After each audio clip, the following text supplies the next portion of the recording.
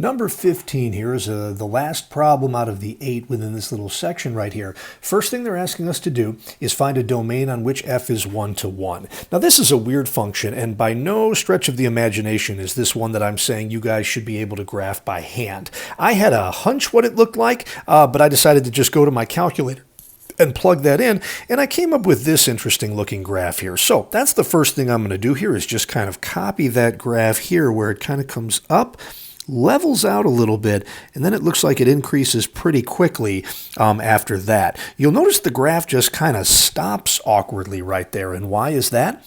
Because this is a square root function, and your radicand in a square root function has to be 0 or positive. If you were trying to take the square root of a negative, you'd end up with an imaginary number, and that wouldn't show up on a real graph. So we would need to set x cubed plus 9, your radicand, equal to 0, and solve. And this just gets weird. You end up with x cubed is equal to negative 9. How do we get rid of a cube? We do the cube root on both sides right here. So we end up with x equals, and take a little sigh of relief here, guys, the cube root of negative 9 is not something I could ask you guys to simplify. The only thing we really could do is pull the negative out in front here, but that's really not necessary. So x is equal to the opposite of the cube root of 9. That is where this function now begins. Opposite of the cube root of 9. Now, everywhere else on this graph, guys, this function is going to pass the horizontal, I shouldn't say everywhere else. Everywhere on this graph, the function passes the horizontal line test. It almost looks like right here it doesn't, but if you look more carefully at that, there's no reason there that we would think that this thing ever suddenly goes back down and then back up. If it did, then it would fail the horizontal line test there.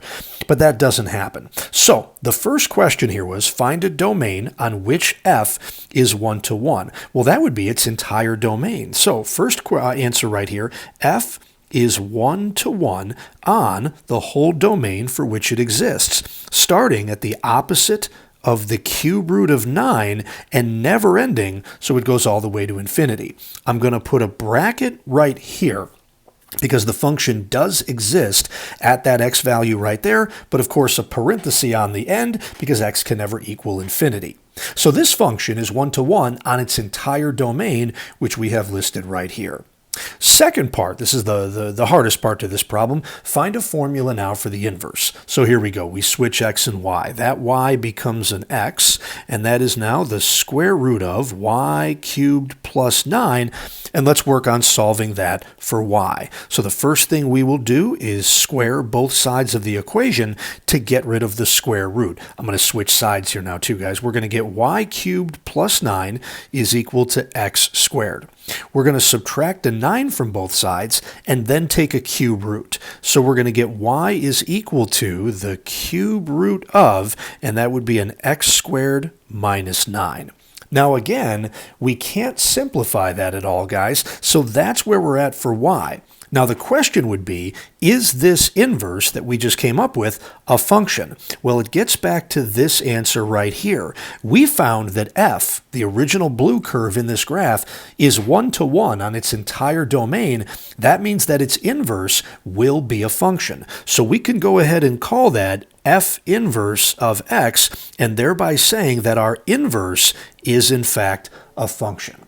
Now, what else did it want us to do right there? Sketch the graphs of f and f inverse. So we already have the graph of f right above there, and we talked about what the domain of f here was.